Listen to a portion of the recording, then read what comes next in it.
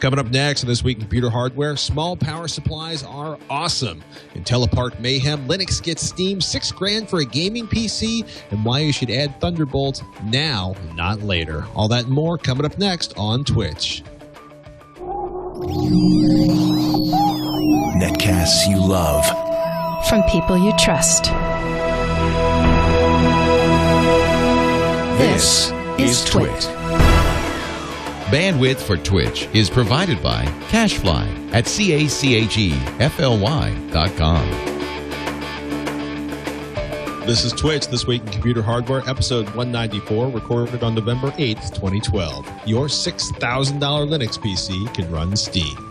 This episode of This Week in Computer Hardware is brought to you by Lantronix, maker of the Xprint server. Print from your iPad, iPhone, or any iOS device to virtually any printer. For more information, visit xprintserver.com/twit and enter the coupon code TWIT to receive free shipping on your order.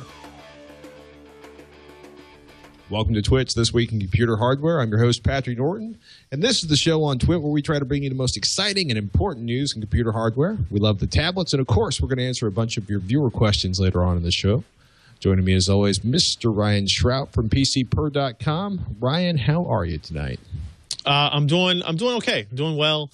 Ready to go home and pack up and go on a little trip. But I'm ready to take a couple of day vacation. That's for sure. I can tell you're ready. You're actually like heading to New York because you're like, yeah, I'm doing good, going to the city. I've already got the accent in. Nice. So you're going to follow your beloved basketball team there. I am. Yeah. My wife and I kind of usually every other year we find a good away trip to go on with them and use it as our excuse to go away from family and friends for a little while. Yeah, it'd be interesting to see whether or not you said you still haven't checked to make sure you have a hotel room, right? Well, that's true. I figured surely they would contact people if they didn't have rooms. How are they going to call you if all the phones got washed away? So I'm just gonna show up. I'm gonna go to the airport here in Cincinnati and hope there's still a plane going because with all the snow crap that should still happen. Game's not till late tomorrow. Should be good. We got tickets to go see Spider-Man on Broadway, so yeah, we'll do some fun stuff. That'd be exciting. New York's always fun. Plus the food is epic. Yes, gotta say, 24-hour Korean at 4 in the morning, right after the bars close. Epic. twit.tv/twitch. If you're not familiar with the podcast, well, you can find all of them at twit.tv/twitch. We'd love you to subscribe, but we should fire up the news. If you, perchance, have a spare used car you want to sell or $5,500 in cash, you can score yourself the Origin Genesis overclocked quad SLI gaming rig. We're talking about dual GTX 690s, all the heat you could possibly want in one PC case, and probably a healthy excuse for a 1,000 or 1,200 watt power supply. Dude, $5,500 is a lot of money. Excuse me, $5,750. Yeah, get it right, all right? I mean, if we're gonna quote the price, let's make sure we get every dollar in there. What about the tax? What about shipping? What about the insurance on this thing? I hope they ship it for free. I don't know if that's the case, but it feels like a purchase that should be shipped for free, but I don't know. Taxes, I love this case. Check your state. Corsair 800D chassis, Core i7-3930K, 6-core Sandy Bridge E running at 4.9 gigahertz, Intel's GX79SR motherboard, dual Nvidia GeForce GTX 690 4-gig cards, quad SLI, baby, 16 gigs DDR3, 1866 quad-channel memory, a 1,200-watt Corsair AX1200i power supply, and this is a situation where a 1,200-watt power supply is appropriate. Dual 120 gigabyte Corsair Force GT SSDs in RAID 0, 1 terabyte Seagate 7200 RPM SATA 6G hard disk drive, and the custom Origin cryogenic liquid cooling setup. Okay, and it's shipped in its own packing. The packing case may be the best part of the entire thing. I don't know. Yeah, I really do. Like when UPS brings you that, you feel like a badass. Like, oh yeah, I got crates shipped to me. Sure, yeah. There's like inflated air packaging stuffed inside the case to help secure everything. What's actually going on with the cryogenic cooling? Is it actual cryogenic? Is it actually like frozen water, or is this merely a fancy name for water cooling? the second one. It's basically it's their branding for it. The idea behind the cryogenic cooling is it's kind of their brand name for the program that they're able to, depending on the customer's request, basically liquid cool anything. In this system, the graphics cards are not liquid cooled, but that is an option. You could also, they have dual processor systems they can use liquid cooling on. You get to choose the color of the tubing, the size of the tubing. You can get pretty detailed on what you want to specify for a water cooling setup. They also allow you to say, again, this is somebody who's buying a $5,700 computer. If you want to ship it back and have them upgrade the graphics cards a year or two down the line and say, oh yeah, you know what, can we go ahead and throw that water cooling on those too? Like it's supposed to be, it's not a self-contained water cooling system. It's all kind of like going back to the, I don't want to use the term old school, but it's kind of like old school now. The word original water cooling. Yeah. I mean, the idea that somebody sort of manually assembles a system, this is like what most of the boutique vendors used to be before they got bought up by major PC vendors. But this is seriously handcrafted, one by one, healthily priced. I mean, do you feel like, could you have assembled something like this for $4,000? I mean, is there an honest, $6,000 in value here? There's not $6,000 worth of hardware. I think let me look at the last page, because I kind of got as close as I could without knowing the specifics of the water cooling costs, because I didn't have access to all those different components. I can totally see $1,000 in water cooling. Yeah, I think I had about $4,400 in parts. And I said to add $400 or $500 for liquid cooling components and LED lighting, taking the total to about $4,800. So you're paying an $800, $900 markup for the build out, right? And what do you get for that? You get the whole idea of support and warranty. They've pre-overclocked it. A 4.9 gigahertz overclock on all of the cores all of the time is actually really, really high. It's probably the fastest we've ever seen here at PC Perspective, right? So that's pretty good. You're paying for a little bit of the caveats, or the doing better than the other guys there. But it is, I mean, the video cards are $1,000 or $1,100 a piece. There's a lot of hardware cost in this. Don't get me wrong, this is not a system for very many people, but if there are people that were like me and you, that built their own systems and they were into PC gaming, but unlike us, they got really rich and they want somebody else to do all that stuff for them. So now if they say, you know what, I want to be able to play Far Cry 3 when it comes out, I'll buy this. Well, one, I don't know if they're bin sorting the chips or if their water cooling is so efficient that it's making it easy to get to 4.9 gigahertz. Which I think that's all pretty awesome. I will say there is one small piece of disappointment as you scroll down the pictures on the second page, as you look at the cable routing on the back of the system. That's like my one complaint about it. You know what I mean? Like if I'm going to drop $5,500, $6,000 on a system, I want to see meticulously laid out cables. I want to see art. I want to see macrame back there. Even if I'm never going to take that panel off, I want to know that someday, should my children who inherit this computer after my passing, when they take it apart because they have nothing better to do because it's a giant paperweight, because we're all, using nano computers, I want to see brilliant cable layout, and that is not a brilliant cable layout. The rest of the machine is immaculate, but the cable layout was a little atrocious for the money. Its performance is great, obviously, as you would expect. 4.9 gigahertz 6-core part is about the fastest thing you can buy in a single CPU, and it probably is the fastest thing you can buy in a single socket platform. And then obviously graphics-wise, using 4 Kepler GK104 GPUs in a system works pretty well, as it turns out. Yeah, I mean, even if you're rich, even if you're stupid rich and you're like, I'm going to buy a computer, don't buy something like this unless you're going to use triple monitors or something like that, right? Because if you buy this and you hook it up to a single 30-inch panel, is like, that's really kind of a waste. You should be rocking 3 30-inch or 27-inch high-resolution panels. Brian Shrout will individually travel to your home to slap you if you're running a single 1080p monitor. Yeah, but they have to pay for it because they're the rich ones. And moving on, AMD launches the PileDriver-based Opteron 6300 server chips. So Monday, basically the PileDriver architecture using the Trinity APUs and the Vashir desktop CPUs. AMD is launching their server-optimized version of that, aka the Opteron. So what's going on with these compared to the 6200s? Obviously, it's a step above the Bulldozer architecture.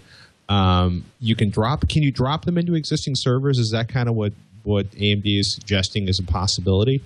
Yeah, pending a BIOS update and verification from your motherboard vendor or your system vendor, whatever it is. Yes, these are the same sockets. Like the 8 and 6 core versions will go into a C32 socket, and then the 16 core version, which if you go to the last picture on that story, gives you like an idea. Like the processor is enormous. There's two physical chips on there, but that will fit into, I think it was a G34 socket. So yeah, these are kind of upgradable parts. If you already have a big infrastructure of Opteron-based servers or workstations, these will be performance bumps for that. It's not super dramatic though. That's what I think is important to take away from this. We've tested Vashera, we've tested PileDriver versus Bulldozer. There are some performance benefits. There's not a huge amount. There's also not a huge amount of power efficiency improvements. There are some, but not a lot.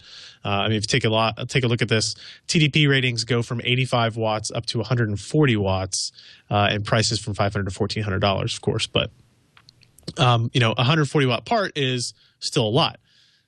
Yeah, you're getting 16 cores, but that's it's what you were kind of getting before. Yeah, I was gonna say this is like, and I hate to dogpile on PileDrive dogpile on AMD, but seems like a really classic story from AD. We've got a really awesome upgrade path for you. It's gonna blow it's gonna improve. If you spend more money with us, we'll give you slightly better performance. It's just frustrating. Like, I mean, I don't know if this is like an announcement. Would this bother me as much if the desktop processors were feeling more competitive with Intel? But it's okay. It's an option that's out there. If you need more CPU to throw at your, massive corporate servers, this is an option. Any idea how successful Opteron is, like in terms of like total market penetration versus Intel servers and Blade servers and everything else that's out there? It used to be a lot better. It's been a losing battle for them, and it's the exact same reason why they've lost on the desktop side too. Intel caught up in performance and efficiency. Now, tends to like the buying cycles in enterprise markets tend to be significantly longer than consumer markets, or at least they're stretched out quite a bit.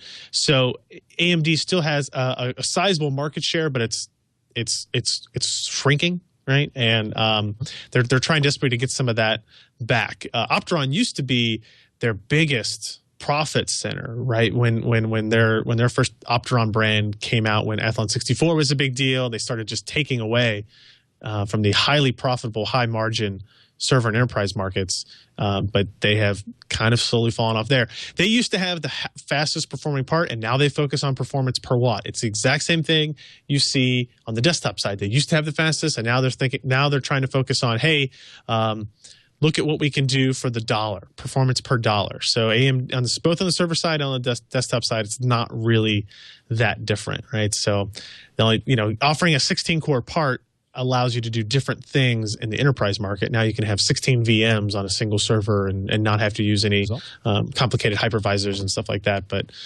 it's nothing revolutionary is going to change the company, I guess, out of that release. Silverstone ST45 SF-G, a lowly, and I say this with love and affection, 450 watt power supply.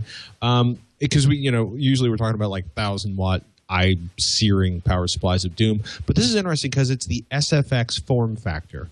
What's the difference between that and sort of a regular ATX power supply? I had actually, before editing this review for Lee, I'm sure I'd heard of it, but I'd never really kind of like grasped my head around it. But the SFX power form factor, or the SFX form factor, is basically one that's frequently found in chassis for home theater PCs and small form factor devices. It's basically taking a power supply with the power plug here and the internal connectors here and just squishing it, right? And it obviously that limits what the components you can put inside, and so it limits the wattage you can get. So a 450 watt part that's 80 plus gold is actually pretty high quality, high power out of that. I mean, 450 watts is enough to power an Ivy Bridge system with a pretty, impressive discrete card if you want to do that, or it's way overkill for something like a Trinity-based system or an Ivy Bridge system with no discrete graphics, right? It's just small power supplies. We actually have a smaller review coming up maybe next week, like a 260 watt power supply that's compelling, right? 260 watt, and I think it's supposed to be like super efficient at that, the entire range all the way across it. Well, that would be good because at that point, 260 watts is getting seriously close to like a 1 amp, 1.5 amp notebook power supply, which should be like 90% plus efficient. It's kind of funny because you start like scaling the numbers down. It's like, okay, volts times amps equals watts. It's like, oh wow, sub 200 watts. You're basically looking at a relatively efficient notebook power supply for a Core i5 or when I've got like the dual GPU Alienware laptops, those tend to have those giant bricks of power supplies. Those terrible gaming machines of doom. I gotta back off from trying to keep up with the chat room. It's been interesting. Also, just looking at the idea of how the truth is that the vast majority of people out there with a single GPU also are well served by a 550 or on the outside 750 watt power supply, like 850 watts in a is total overkill. Absolutely. We had a perfect example of that 2 weeks ago when I built maybe it wasn't that, whatever it was. We built a Windows 8 system, and I was building it for my machine, and that's the one that we've integrated in our production systems. And I was using a micro ATX Asus P8Z77M Pro motherboard. It's actually a Core i5 3350P processor, which is actually an Ivy Bridge with no integrated graphics on it, or disabled integrated graphics. And then I used like a 660 Ti. But then I just kind of used what extra components we have sitting around. So one of the extra components we had was a Corsair HX 1050 watt power supply. And I thought, wow, this is double what I need in reality. I could get away with a 600 watt and be really safe. But I don't we have one 600 watt or one 650 that we need to use for other systems. This is way overkill. Well, I guess I'll just go ahead and use it, that type of thing. And I don't want consumers to do that. It is a waste of their money that they can invest in solid state drive or a better graphics card or something like that. So that's why, these reviews, like, go take a look at the Silverstone, look at Lee's testing and see, can this run at its 450 watt load completely stable for an extended period of time? That's the kind of stuff that we look at. And then look, your video card only requires a 450 watt power supply. Boom, you're ready to go.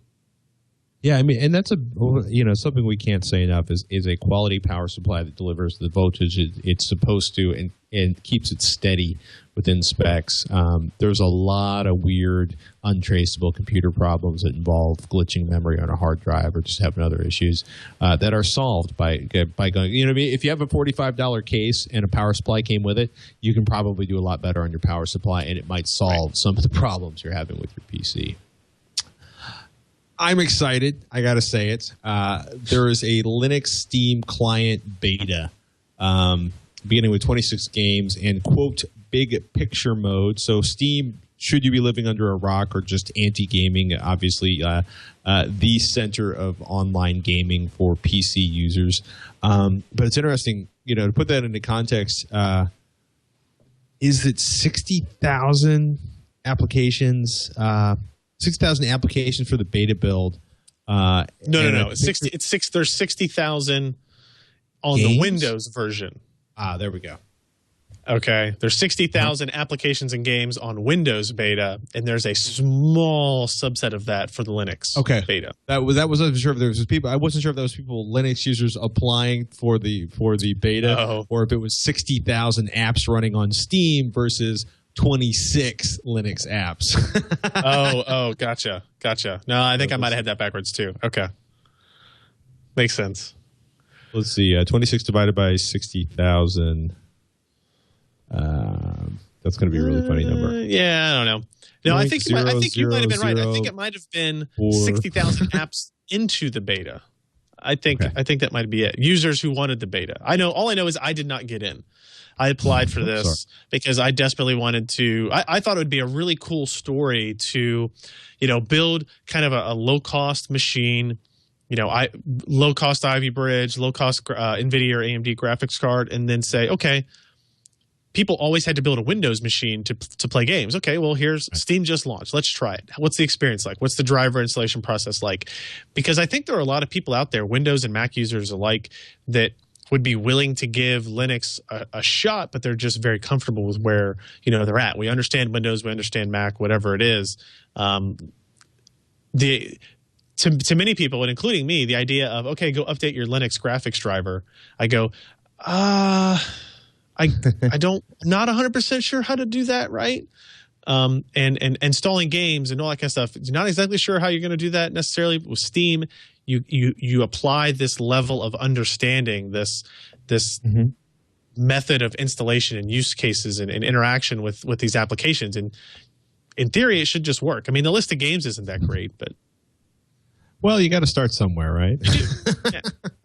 I mean, you do. I'm really... Go ahead.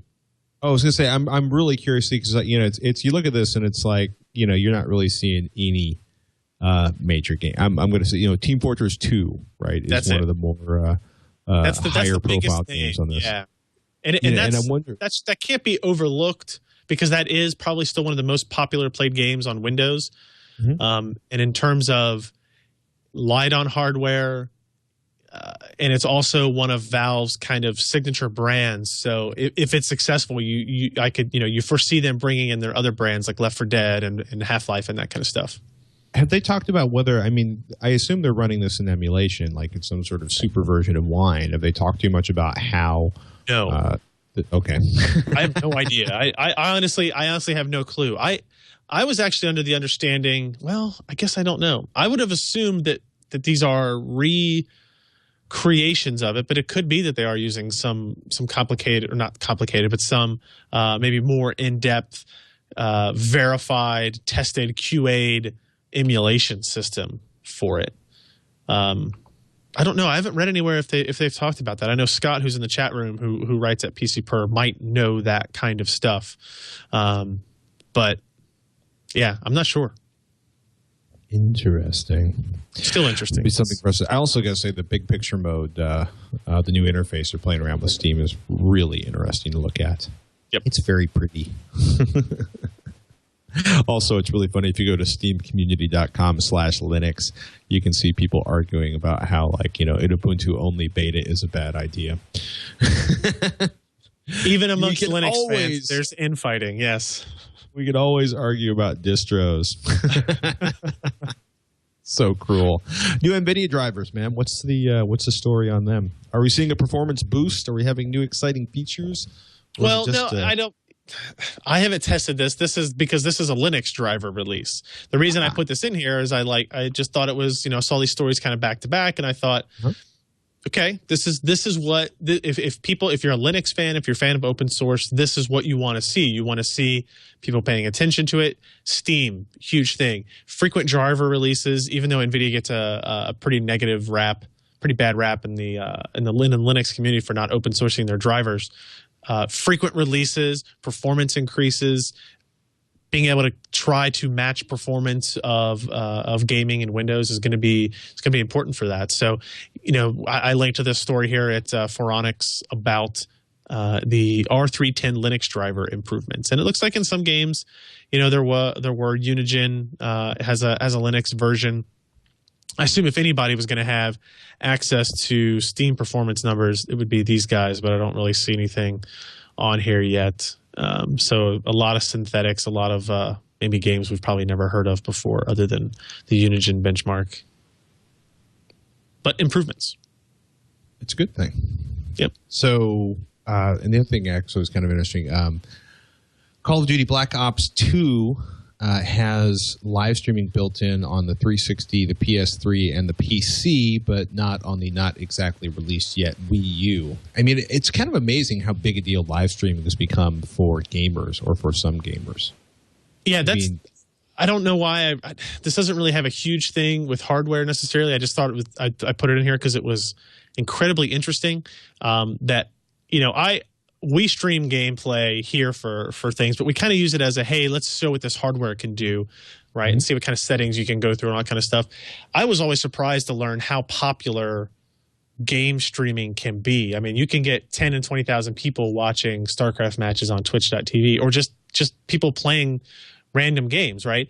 And it's such a big deal now that Black Ops 2, when it comes out, is going to be an incredible seller. I don't know what it's going to surpass, but a lot of things. It will integrate YouTube live streaming right out of the box, like in the game itself, on 360, on PlayStation 3 and PC, right? So apparently you'll just be able to go into the menu, hit a button, log in with your YouTube credentials beforehand, and start streaming to YouTube live, which is pretty impressive. And Origin announced the same thing with the partnership through Twitch, where you'll be able to stream your game, whatever game you happen to be playing, directly from the Origin application to Twitch TV. And I think this is going to it's going to water down a lot of these sites that have game stream stuff, but it will just democratize this whole process, right? Because right now when we do it, we have a separate system to capture it. We're doing all this other kind of stuff. I'll be curious what performance hit this gives takes on systems, but it's interesting. It's interesting stuff. I would not have been one of the people to predict that sitting around and watching people play games would be very popular, I guess. It's all about making games more social. Yeah. But I mean, I do it. I've done it. And I sat there and watched people play console games on YouTube videos and stuff because they had funny commentary while they were going on and that kind of stuff. So it's just an interesting kind of trend to see. Speaking of trend, Twitch streaming is also coming to Origin.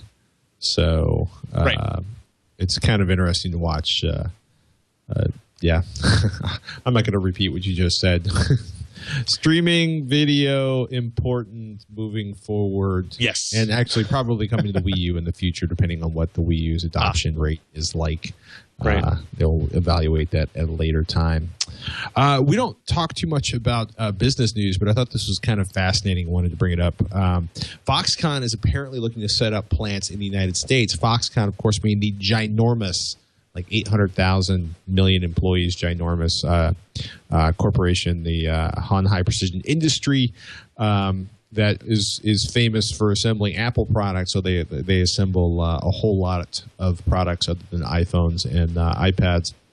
But apparently their quote says, Digitimes, conducting evaluations in cities such as Detroit and Los Angeles, according to market watchers. And it's going to be really interesting because they're also speculating that this is going to be for LCD TV production, which can be highly automated rather than the incredibly complicated and painful to produce iPhone 5. So Foxconn's chairman, Terry Guo, at a recent public event, noted that the company is planning a training program for U.S.-based engineers, bringing them to Taiwan or China to take part in the processes of product design and manufacturing.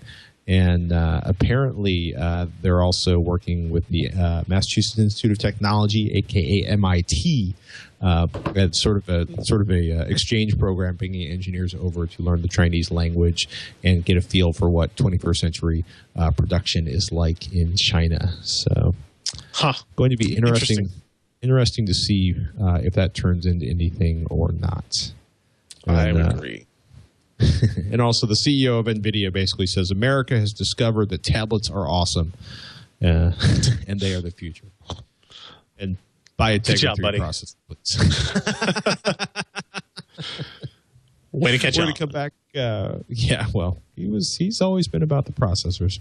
We're going to come back in a second to talk to you about, email questions. Frankie wants to know about turning off Western Digital's telepark features. We're going to talk about Thunderbolt add-on cards and why we maybe suggest you not use an HDTV as display.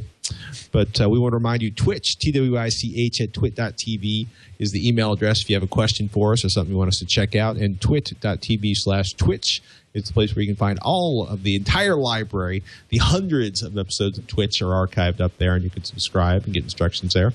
And we want to take a moment to thank our sponsor. This is a very cool piece of hardware. Yes, they are a sponsor. But if you own a printer and you want to print to it from an iOS device, and you notice that the list of iOS printers is ridiculously, painfully, stupidly short, you will love what Lantronix has for you.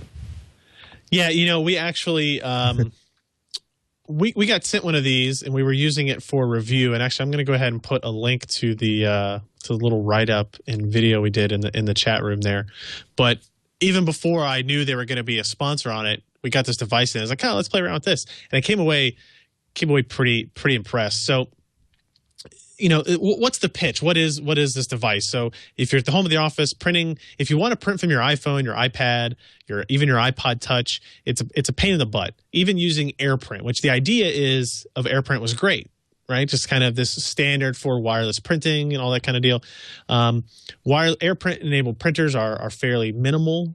Maybe you already have nice printers that you like and you don't want to have to buy new printers. This kind of solves all those problems, right? Xprint Server enables wireless printing from your iPad, iPhone, or iPod Touch. It eliminates the need to print through apps, install software, or email documents to yourself for printing, which I have been known to do many times. And it works with USB or network-attached printers that you already own, if it's wired or wireless or anything like that.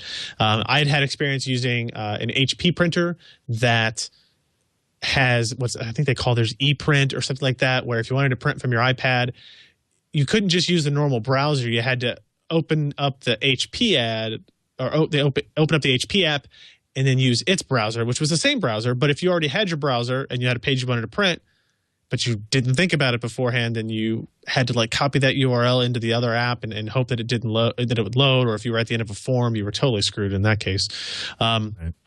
But the Lantronix Xprint server allows you to print directly from iOS native menu. So you just hit the menu button, print, it sees your printer, and you go. There's no apps to buy. It supports more than 4,000 top brand network printers. It's easy to use, automatic discovery and setup of printers. That's actually probably one of the coolest parts. You just literally open the box and you plug it into your network, and after about 10, 20, 30 seconds, the light stops blinking. It's found all your all your printers. You look on your iPhone or your iPad, and the printers show up. And it was literally that quick for us. I didn't look at the directions. I just plug it in and it'll work. I was like, yeah, sure. It actually did do that. It does have advanced configuration. It has a web portal control panel that you can use for that. And one Xprint server supports multiple printers and virtually unlimited iOS devices. The Home Edition is $99, supports up to 8 USB and 2 network printers. And then the Network Edition for $149 supports unlimited network printers. It's good for home or office, and allows your USB printers to be shared with all users over a network as well. So it kind of acts as a print server for your network as well. So a little bit of a bonus there. Like I said, I actually posted a little bit about that device on PCPer.com, completely unrelated to any of this stuff. But if you go to xprintserver.com/twit, you can get a lot more information about how to buy it. They've got a special offer for you. If you use coupon code TWIT, you'll receive free shipping on your order, I assume of either the Home Edition or the Network Edition. So xprintserver.com/twit, and at checkout code, you can use the coupon or at checkout, use coupon code TWIT for free shipping. It was one of those devices where I kind of thought, okay, fine, whatever. But just the simplicity of the setup was astounding to me. So it's got kind of embedded support for these 4,000 printers. You don't tell it the printers that you have, and then it goes and downloads software and it configures them or anything like that. You literally just plug it in.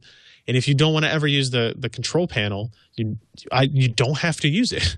And turn on look at your iPhone, go to your photos, hit the menu button, AirPrint, and our HP LaserJet printer just showed up there, and you could print immediately to it. I mean, the video that I made for it literally happens in real time. There's no editing involved. We have it completely unplugged from the wall. We plug it in and hold the iPad up, and you can see that we print there. I think I print a wonderful image of me. Somebody took of my golf swing. So, but it's a cool device. It's definitely a cool device. xprintserver.com/twit. It's especially cool if you have support. Yes. Thank you, Lantronix. We got an email from Frankie about shutting down Western Digital's IntelliPark feature. He writes in, I need to add additional storage to my computer, and I'm thinking about getting a WD Green 2 terabyte WD-20 EARX hard drive, or EARX for short. After looking at reviews, I come to learn this hard drive has a feature called IntelliPark. Basically, it shuts the drive down after being idle for a certain amount of time, between 8 and 300 seconds. There's a program available from Western Digital that can prevent IntelliPark from powering down the drive called WDiddle3, but it seems to have a questionable history of working properly, at least from what I've read online. I need to get a 2 terabyte hard drive, but I do not want the drive to shut itself down at all, no matter how long it's been idling. I'm tempted to get the WD-20 and run WDiddle3, but I'm also tempted to get a WD Black 2 terabyte and avoid messing with the firmware at all together. What is your view on using WDiddle3 to disable IntelliPark on a WD Green? Oh my goodness. I think this is a non-issue. I think, feel free to slap me down if I'm wrong. Okay. But WDL3 is more of something you would use in a server environment, in a RAID environment. I just, hard drive. It's okay for your hard drive to park its head. This is. I agree with that. I agree that hard drives are supposed to be able to park their heads. Yes, I agree with that. The only problem I have is these series of drives have been known to have a little bit of reliability issue, and it has been kind of insinuated. I don't think it's been proven by anybody that it's because of this head park stuff. I haven't seen any of these issues. We use a lot of hard drives here. Alan uses a lot of hard drives, and he's never seen anything like that. I mean, right. But I also hesitate to say, while it has a funny name, applications that change the firmware of your primary storage device bother me. Especially ones that date back to 2010. Okay, yeah. I don't have any knowledge of there anything wrong with the applications like that. I don't want that to come across that way. But when it comes to, your storage, your hard drives, your SSD, I tend to err on the side of caution almost exclusively. And, right. If you want to, you can get the Western Digital Red hard drives, a 2 terabyte drive that will not have that feature or whatever you want to call it.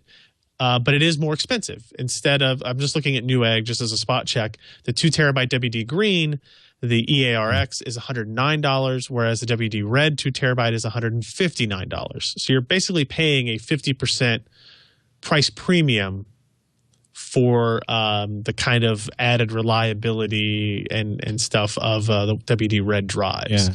I mean, it's not that much. We need to point this out. The only reason there's a very short list of drives you're supposed to use this piece of firmware on. It's not a universal solution. You do not want to run you do not want to run it on non-compatible drives. It's probably going to screw it up. Yeah, it's just going back to air to being profoundly conservative with this, and I also got to say. This is a problem primarily with RAID arrays. If you have a single 2 terabyte drive in your computer, you do not need to deal with this. Don't. Okay? Yeah. You are inventing things. You are inventing excuses to potentially wipe out a perfectly good hard drive.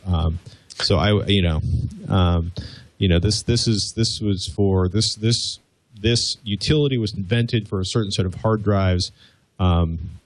Basically to control basically manage like load unload cycle issues. Like I'm looking at a Synology webpage and what should I do if my Western Digital Green power disk has a dramatically high load unload cycle count? It looks like actually it's may be applicable from a longer list of drives, but I would try to avoid doing this if you didn't have a reason for it. Because, man, firmware on drives, if you screw it up, you've got a $150 brick sitting in your hands, and that gets expensive after a while. And aggravating. Yeah. So, Sherman has a question about Thunderbolt add-on cards. It says, my main question is that I'd want to add Thunderbolt ports and cables and accessories. When is it cheaper without changing my hardware or main upgrade? I recall a blog article in summer 2012, released in the fall 2012. Is the add-on card out yet? How does it work? Because choosing an Asus P8 877M Pro motherboard, oh boy. So Asus was going to offer, or is offering, a Thunderbolt EX add-on cards for select Z77 and 877 motherboards. I want to remind you that the add-on card, while inexpensive, is not going to reduce. You're still going to have to spend $50 for each and every Thunderbolt cable you buy. I just want to point that out right now. I love Thunderbolt. Thunderbolt's cool, right? But there is no, there's no $5 monoprice Thunderbolt cable. A Thunderbolt cable is this enormously smart piece of technology with like 12 chips buried inside of the connectors at either end, and they're selling for like $50 a pop. They're selling for like $50 a pop from Apple. They're selling for like $50-$60 a pop from third-party vendors. There's not going to be much in the way of third-party Thunderbolt cables until there's a larger kind of market for it. I keep thinking like somebody's going to start making a $25 Thunderbolt cable, and it keeps not happening. Oh, of course, now I'm going to open up a MacLife article. Nope, Western Digital 2-meter Thunderbolt cable, $49. Elgato, $60. StarTech, $90 because it's a 3-meter cable. So, yeah. I just want to throw that out there. Okay. Would you, fair enough. Do you like the add-on cards, or would you recommend just going? Because to me, it seems smarter at this point to just if you have one of those motherboards, great, buy the add-in card if you can find it. But if I was buying a new motherboard today, I would buy one pre-configured. Yeah, you should definitely do that. Yeah, absolutely. Because actually, this person in the email is like, hey, they can't find any. And I've had one for a while. We did testing with it, and we talked about it. And I was like, surely it was out by now. I went to Newegg, Amazon. You can't buy these cards yet. So I finally went to Asus, and I said, what's going on with this? I forwarded him Sherman's email. I said, look, I'm getting these complaints about this kind of stuff. We talked about it a long time ago. And they said, yeah, the problem is actually on Intel side. They've changed the certification process for add-in cards. And so it's delaying things a little bit. I'm worried that what they're changing is if you look at a picture of the Thunderbolt EX card, it actually has a physical DisplayPort cable that goes from the into the Thunderbolt card from the motherboard, right? So this is how it gets the DisplayPort pass-through from the integrated graphics, is it physically takes the cable from the external connectors on the motherboard into the card itself. And it's kind of ugly, and it's kind of unclean, and it's kind of against maybe the mindset of what Thunderbolt is doing or attempting to do. And I'm hoping that they're not trying to change that, and then we'll never actually see this card released, because it performs identically to the integrated solution of it in our testing, and you can still do things like display pass-through. You can still daisy chain devices. It worked great in my testing, but I hope I just don't have the only one. That would be kind of sad. Yeah. But not unprecedented in the world of bleeding-edge computer hardware. So seriously, Sherman, get Thunderbolt built into the motherboard if you want it. It's available. Go find it. We have a question from Anonymous.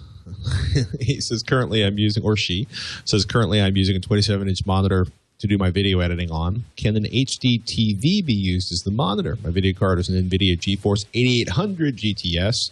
If the HDTV monitor can be used, what video card would you suggest to get the 1080p resolution? I assume the video card must have an HDMI out. Thanks for the help. I want a larger screen for editing in Lightroom, Photoshop, and Premiere.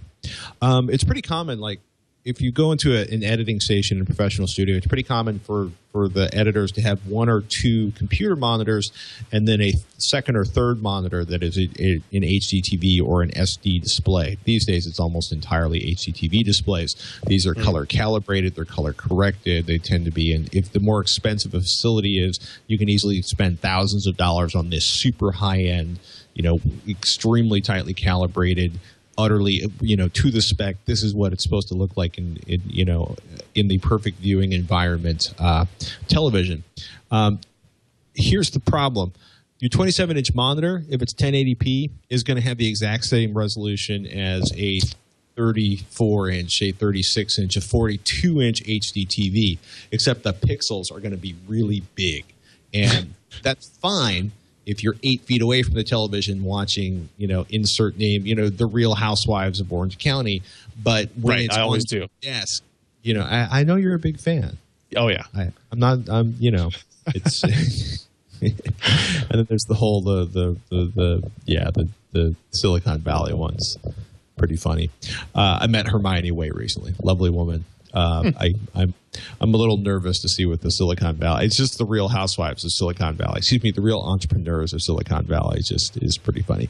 We were talking about using HDTVs for monitoring. The problem is though, is when you put a 34, 42 inch HD TV and use it as your desktop monitor, you have big giant pixels and a lot of light blasting you in the face.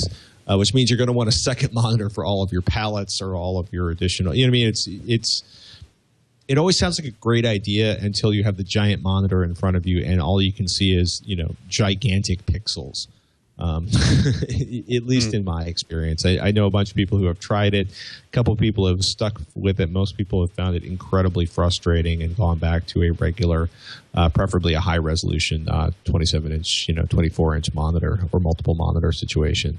That said, if all you want is like a bigger screen, so you have a bigger sense of sort of the scale and impact of what you're doing, it may work perfectly for you.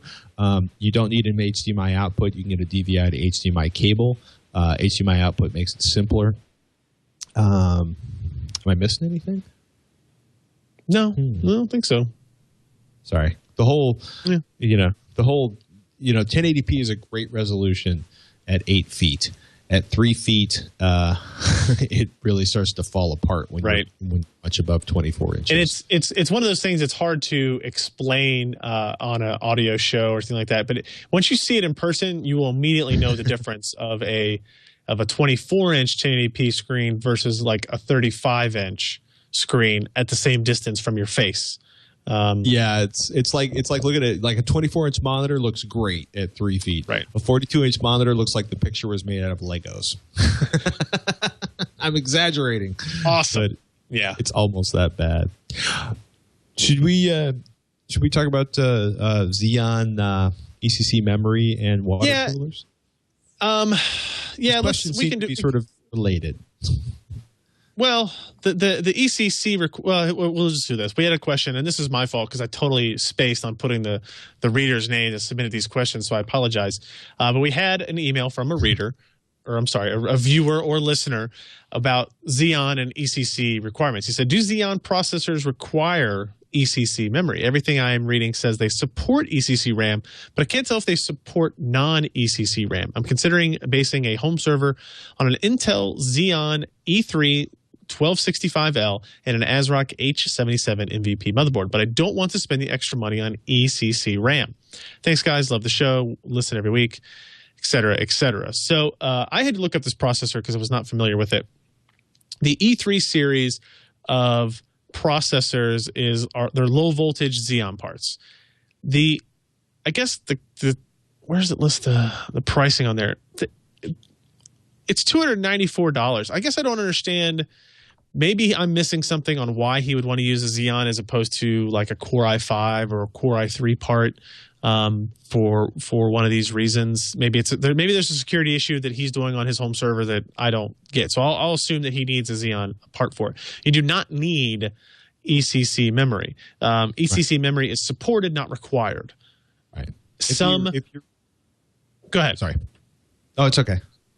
I was going to say some motherboard, like when you get into higher end motherboards, server motherboards. I mean, he's talking about an H77 platform. Server motherboards may require ECC. They may require registered memory in order to reach certain memory capacities and this kind of stuff. But for an H77 board using this part, everything I've looked up says no, it does not require ECC memory, so you can save a little bit of dough there.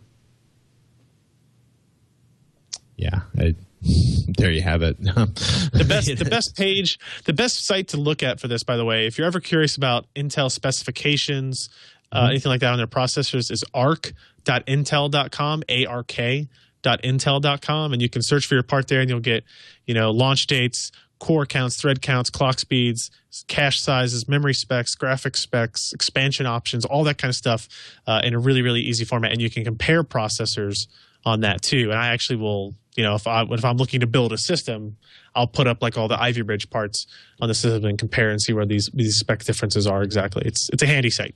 Another question we got is, do you see self-contained water cooling for GPUs in the future? Today, to get water cooling from multiple or overclocked GPUs, one would need to put together their own custom-routed water cooling system. These self-contained water coolers are intriguing but do not offer full system cooling. How likely do you believe it will be to see systems like those from Corsair for some of the high-end video card SKUs and an ASRock 877 Pro 4/MVP, but I don't want to spend the money on EEC RAM? So this is going back sort of the second part to the earlier question. Or a mother of all cutting and pasting errors inside of Google Docs, which occasionally we commit. But one or the other. I will say, anybody who says that they listen every week and they do it at a slower speed than the rest of their podcast just to enjoy a bit longer, I think we're going to be a little indulgent on the question. But self-contained water-cooled GPUs are a great idea. And I don't think it's ever going to happen until the thermal envelope on GPUs gets so ridiculous that they absolutely positively have to have water cooling to make them function. Because, when you put a GPU in a case, it's pretty simple. You undo a screw, maybe you pull a clip, you pull the card out, you drop the new one on. Maybe there's, obviously you have some power connectors. But routing, water cooling, even a self-contained system like the Corsair stuff requires a lot of additional work. You've got to figure out how to get the water, the cables, the tubes full of water outside of the case. You have to place the mount, the fan and the radiator, and whether or not there's additional coolant supply there. It's a big pain in the ass. So, in this delirious, parallel universe somewhere off to the side, where the industry standardized on open sort of Army Navy style sort of standardized connectors for water cooling, so you could mix and match water cooling systems as you upgraded your system over the course of years in this incredible modular universe. It's completely devoid of like patent wars and mayhem. There's probably really awesome GPUs that are being water cooled from the factory, but in this particular universe, it's going to be a niche thing for the most part. I wish it was easier to do and more common, but I don't really see that changing until it gets to the point where you absolutely positively need water to move the heat off of the die. I don't think that's going to happen from any of the major vendors. One, air cooling's gotten too efficient. Two, water cooling, it's a big barrier to entry for somebody to install that in a system case that wasn't set up for water cooling. Their PNY released a GTX 580 that had a self-contained water cooling kit with a 120 millimeter radiator on it. But it was a kit you bought all together, right? It wasn't an add-on part after the fact. Another thing to consider is Intel and AMD force very strict mounting system requirements for heat sinks. There are no such requirements on GPUs, right? Every heatsink and every PCB can be designed differently, and so it would make the idea. I mean, that's why you don't see a lot of water blocks for GPUs either, or if you do, you see a water block only works with one particular graphics card or one series of GPUs. It doesn't work with AMD and Nvidia, or doesn't work with the 7000 and the 6000 and the 5000 series of cards. So it makes kind of designing coolers that can be used in multiple instances very, very difficult for that industry. And I still don't see that changing anytime soon, because each of these vendors, AMD and Nvidia, want to be able to change these specs to get slight advantages in noise levels or slight advantages in power consumption at any possible time. So there you have it. So I got to ask you, that's probably about all we can fit into this particular episode of Twitch. But outside of your big trip to New York and of course Kentucky, taking names and kicking ass, what do you see coming up on PCPer.com this week?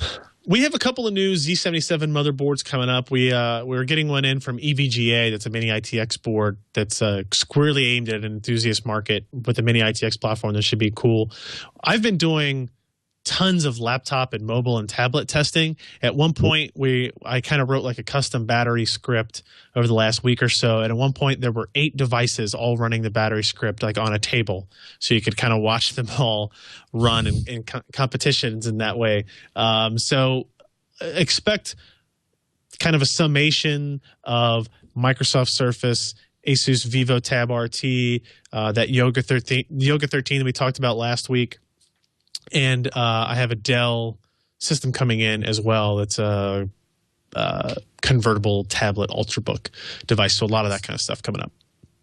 Cool. We did our Yoga 13 review on Techzilla this week. We have Sharon Backman, pretty awesome how-to expert from over at CNET, showed us how to add USB ports and USB devices to your Android phones and tablets, which I thought was pretty fascinating.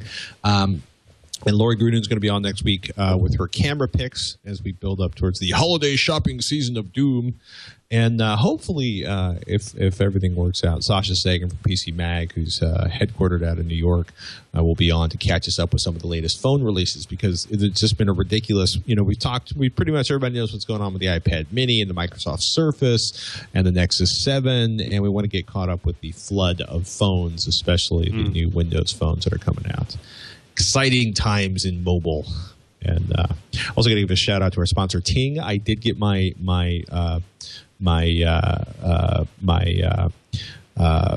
Ting router. It's pretty cool actually. And my first bill was for $6. I'm very sad $60 I would have paid on my previous my bills are not $6. No, my AT&T phone bill is considerably higher than that. But nice. Yeah, my Huawei mobile hotspot is actually pretty much more thrifty with the battery than I expected based on my overdrive experience, 4G overdrive experience. And so it's been exciting. And yeah, $6, baby. $6. That's a phone bill I can deal with, or a data plan bill. Agreed. AT&T, are you listening? In any case, that's about it for this edition of Twitch, This Week in Computer Hardware. I'm Patrick Norton. I'm Ryan Shrout. We'll see you next week on Twitch.